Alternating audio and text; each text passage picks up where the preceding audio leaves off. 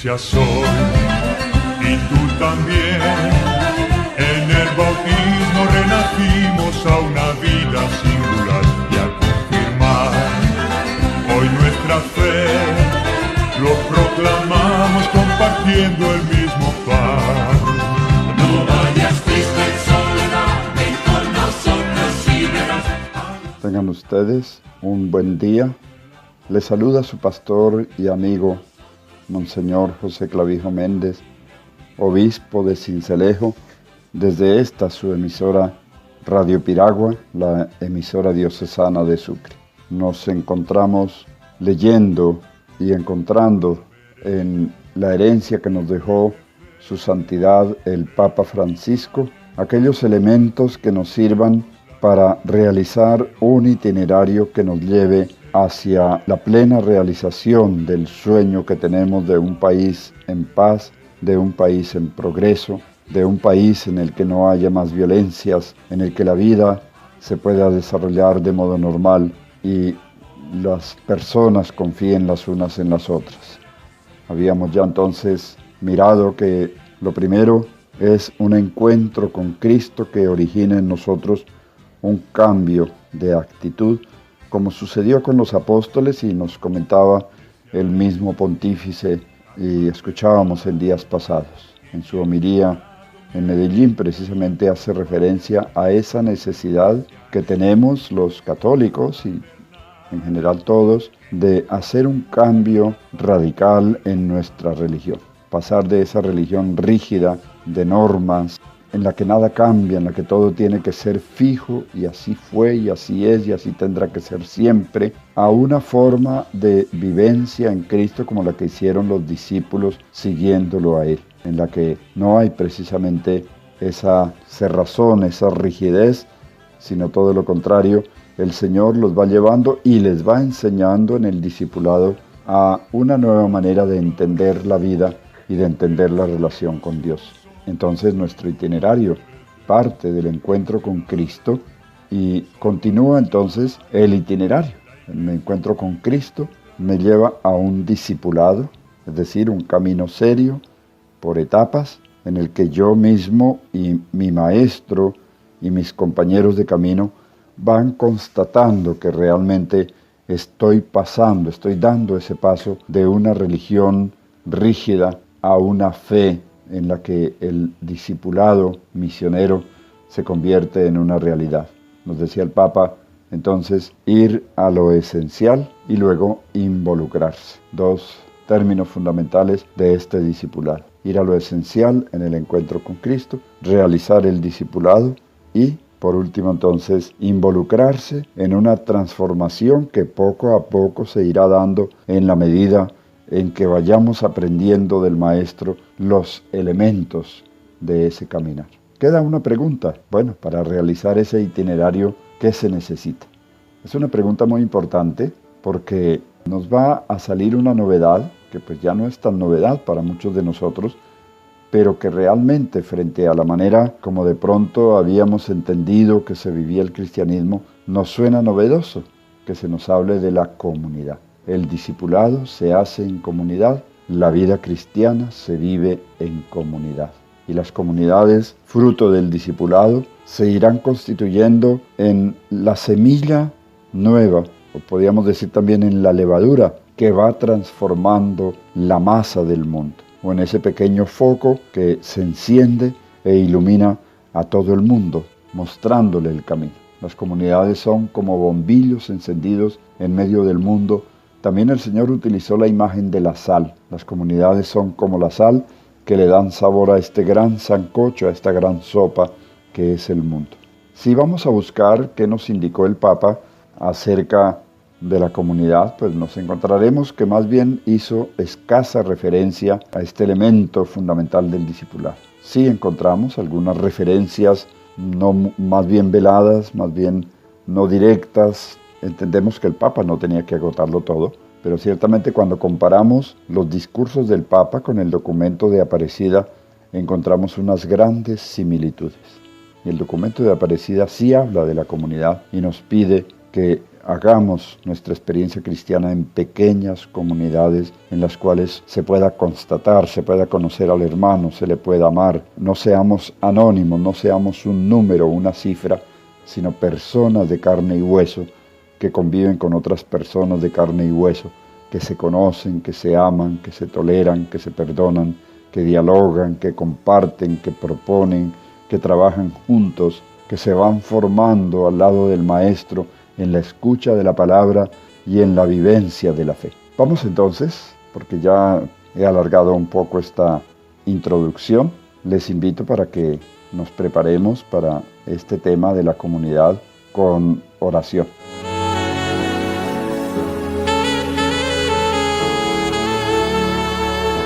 Padre de bondad, te damos gracias por la visita del Papa Francisco a Colombia. Su presencia y sus palabras han sido bálsamo, alegría y esperanza para el alma y el corazón de nuestro pueblo. Te suplicamos por mediación de tu Hijo, que habiendo dado el primer paso con el Santo Padre, nos comprometamos decididamente a continuar anunciando a Cristo con mayor entusiasmo y coherencia, de modo que Colombia viva la experiencia de la nueva evangelización y todos seamos artesanos de la reconciliación. Espíritu Santo, ayúdanos a discernir los caminos que debemos seguir bajo la guía de las palabras del sucesor de Pedro. Infunde en nuestros corazones el valor y la perseverancia para alcanzar la justicia, la verdad y la unidad que son tan necesarios para los colombianos, con la intercesión continua de nuestros santos, Santa Laura Montoya, los beatos Marianito de Jesús Euce Hoyos, Jesús Emilio Jaramillo Monsalvo, Pedro María Ramírez y los beatos mártires colombianos. Virgen del Rosario de Chiquinquirá, acompáñanos maternalmente para que sigamos fielmente a tu Hijo y con nuestras vidas demos gloria a su nombre. Amén.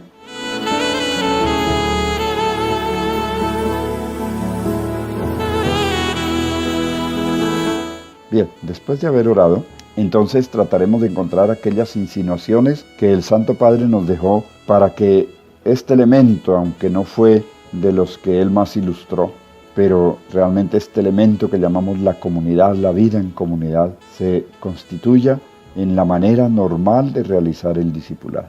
Si nosotros concebimos el discipulado que hicieron los discípulos en torno a Jesús y lo vamos mirando en los evangelios, sobre todo en San Marcos y en San Mateo. En San Marcos vamos a encontrar unas etapas que van marcadas, ¿no? 3 etapas, que van marcadas por el primer anuncio de la pasión, el segundo anuncio de la pasión y el tercer anuncio de la pasión. En cada etapa, sobre todo en la última, el Señor se dedica a transmitir en privado a sus discípulos, es decir, a su comunidad, la comunidad que él fundó, a transmitirle todos los secretos del reino.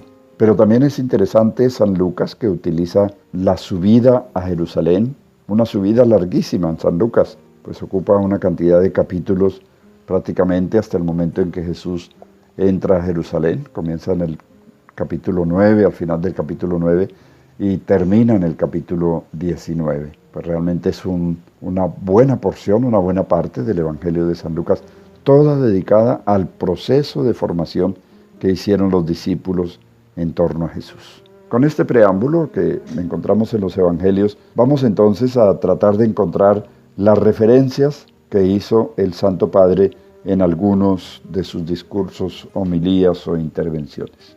Dentro de eso que él llama la cultura del encuentro, recordemos que cuando hablábamos del primer paso, nos decía que el primer paso consistía en abrirse al encuentro con los hermanos. Y es un encuentro totalmente abierto. Precisamente va con esto que decía el Papa: no queremos una iglesia rígida, una iglesia de puertas cerradas, una iglesia aduana en la que se permite o se niega el paso de hermanos por X características o condiciones. Tú no puedes entrar. Abran las puertas a todos, dice el Santo Padre. Así como llamó el Señor de la viña, que tenía las bodas de su hijo y los invitados no acudieron: vayan y llamen a todos, en los recovecos de los caminos, en las veredas, en las fincas, en los cercados, vayan, traigan a todos que participen de mi banquete. El Papa utilizaba esta figura bellísima. Escuchemos en primer lugar cuando el Santo Padre nos decía precisamente en Medellín, hablando del discipulado, que era necesario pasar de una religiosidad rígida a una experiencia de discipulado. Y nos pone el ejemplo de los discípulos en el Evangelio. Vamos a escuchar en varios momentos, el Papa hizo referencia a esta experiencia. En Bogotá y en Colombia peregrina una inmensa comunidad que está llamada a convertirse en una red vigorosa que congregue a todos en la unidad, trabajando en la defensa y en el cuidado de la vida humana, particularmente cuando es más frágil y vulnerable, en el seno materno, en la infancia, en la vejez, en las condiciones de discapacidad y en las situaciones de marginación social.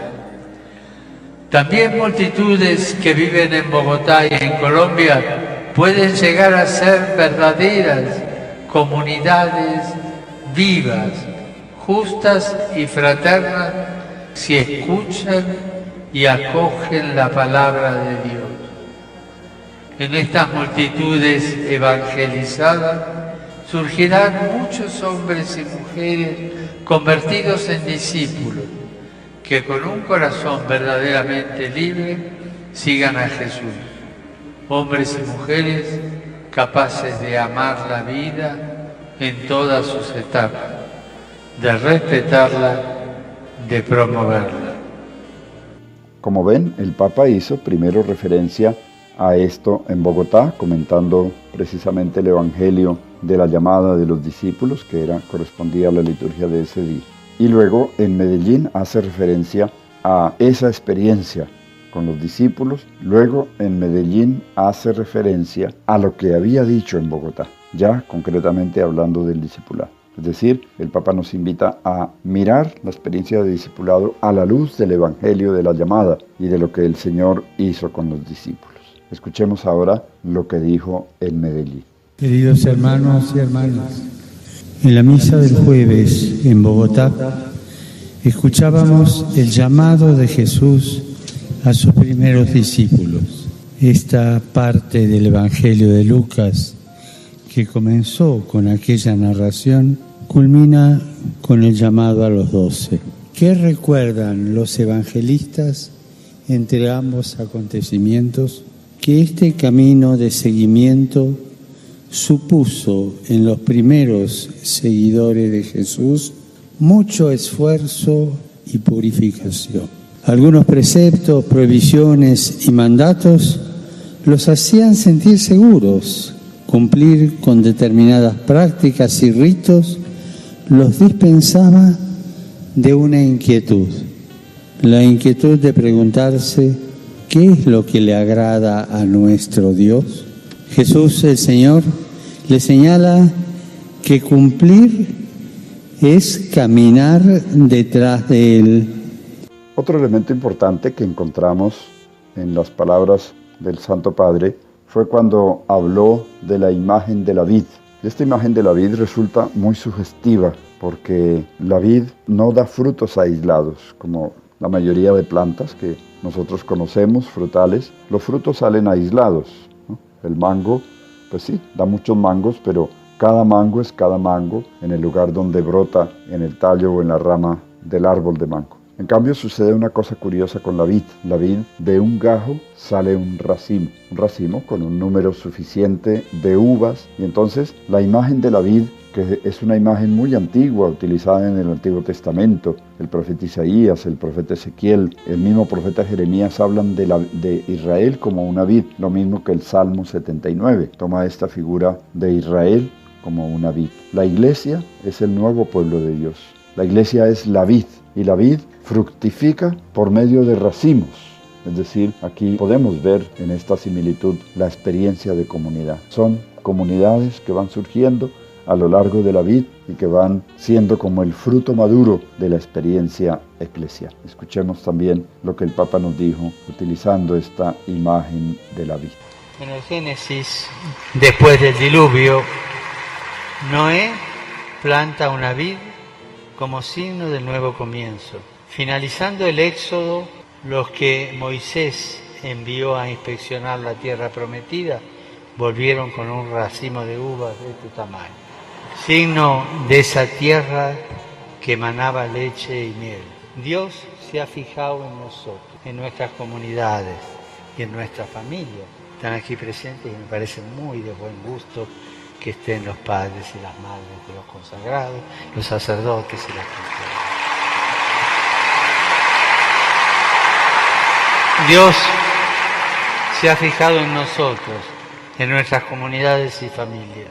El Señor ha puesto su mirada sobre Colombia. Ustedes son signos de ese amor de predilección. Nos toca ahora ofrecer todo nuestro amor y servicio unidos a Jesucristo, que es nuestra vida, y ser promesa de un nuevo inicio para Colombia, que deja atrás diluvios, como el de Noé, diluvios de desencuentros y de violencia, que quiere dar muchos frutos de justicia y de paz, de encuentro y de solidaridad. Pues bien, aunque son pocas las referencias en todo lo que el Santo Padre nos dijo, en los distintos lugares por donde pasó, realmente son pocas las referencias a la comunidad, más que referencias directas en las que se habla de la experiencia de comunidad. Son más bien como referencias veladas, indirectas, que suponen que nosotros entendemos, y el Papa también lo sabe, que en América Latina nuestras diócesis y nuestras parroquias cada vez van siendo, como ya decían los documentos anteriores, y lo vuelve a repetir el documento de Aparecida, nuestras parroquias van adquiriendo la fisonomía de ser comunidad de comunidades en comunión las unas con las otras. Los diferentes proyectos de evangelización y de pastoral que hay en nuestras diócesis. En Colombia tenemos una red de nueva evangelización, de la cual hacemos parte 41 diócesis. Y todas nos ayudamos las unas a las otras, nos reunimos a reflexionar, a compartir y a ayudarnos a ir transformando esa vieja experiencia de iglesia monolítica que había antes del concilio, que sirvió para una época, fue maravillosa. Pero resulta que con el cambio de época ya esta forma de iglesia, esta forma de ser iglesia, no fue funcional, no dio ningún resultado. ¿Qué hizo el Concilio Vaticano II? El Concilio Vaticano II se reunió fundamentalmente para una cosa, así lo hacen notar los grandes comentaristas del concilio. La gran pregunta que se formuló el concilio fue: Iglesia, ¿tú qué dices de ti misma?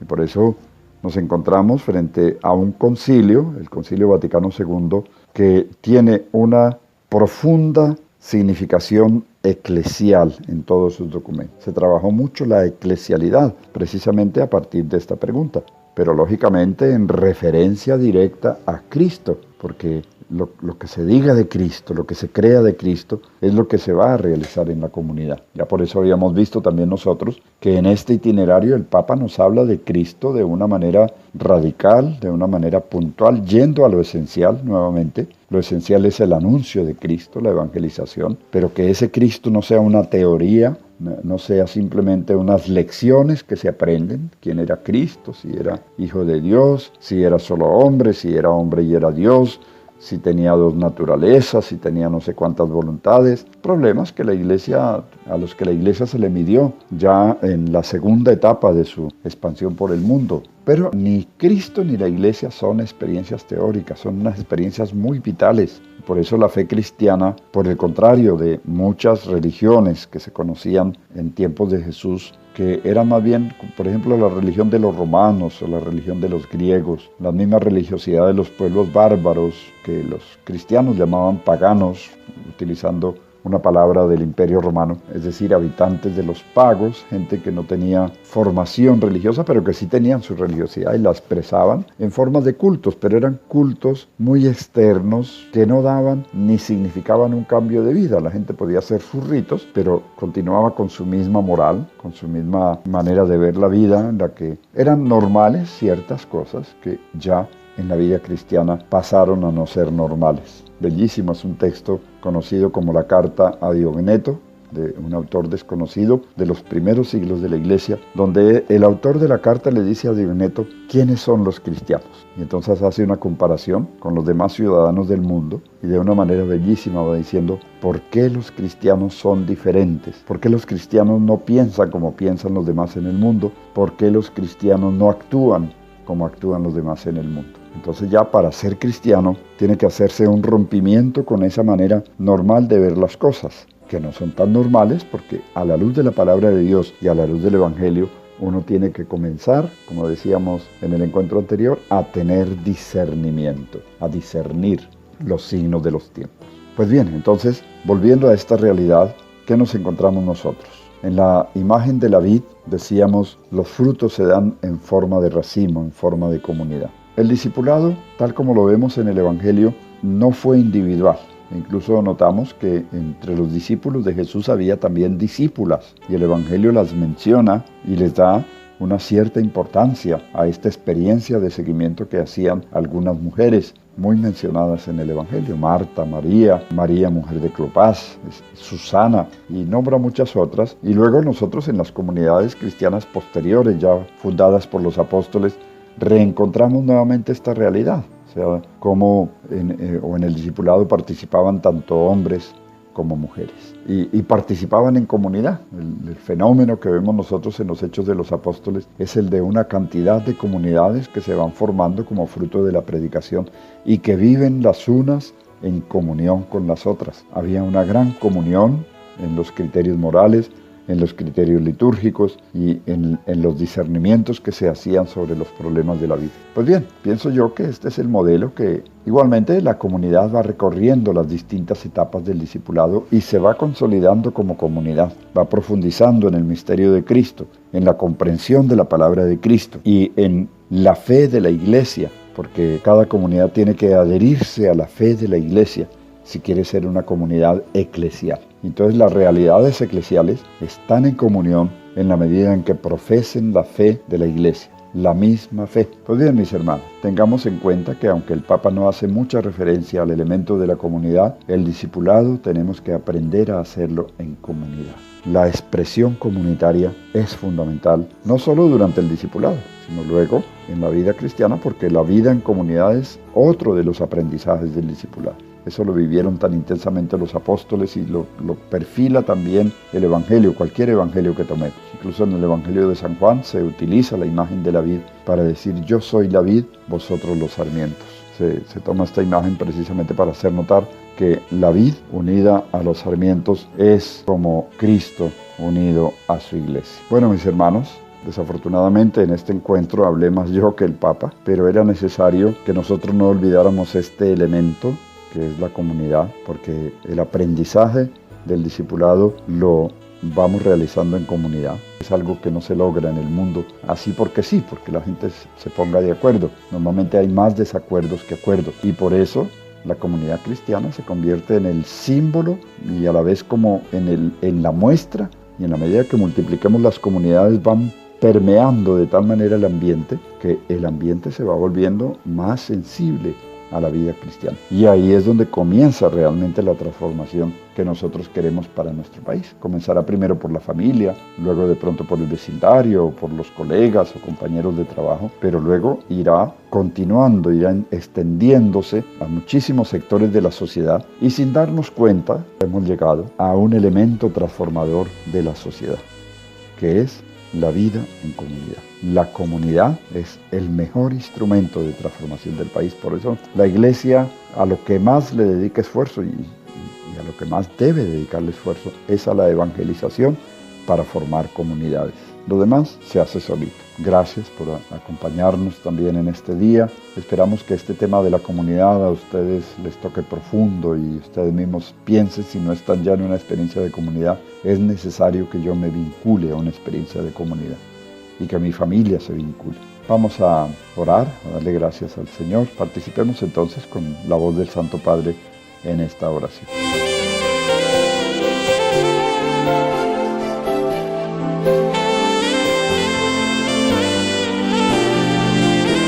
Oh Oh Cristo negro de Bojayá, que nos recuerdas tu pasión y muerte, junto con tus brazos y pies te han arrancado a tus hijos que buscaron refugio en ti.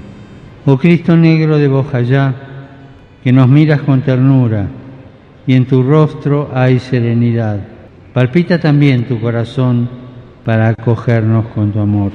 Oh Cristo negro de Bojayá, haz que nos comprometamos a restaurar tu cuerpo, que seamos tus pies para salir al encuentro del hermano necesitado, tus brazos para abrazar al que ha perdido su dignidad, tus manos para bendecir y consolar al que llora en soledad. Haz que seamos testigos de tu amor y de tu infinita misericordia. Amén.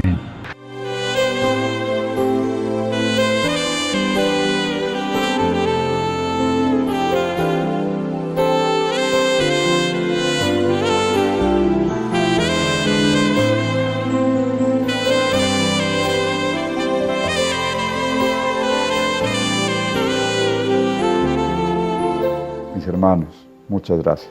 Dios los bendiga, Dios los proteja en este día, bendiga a sus familias, bendiga toda su actividad. Que Dios los bendiga en el nombre del Padre, y del Hijo, y del Espíritu Santo. Amén.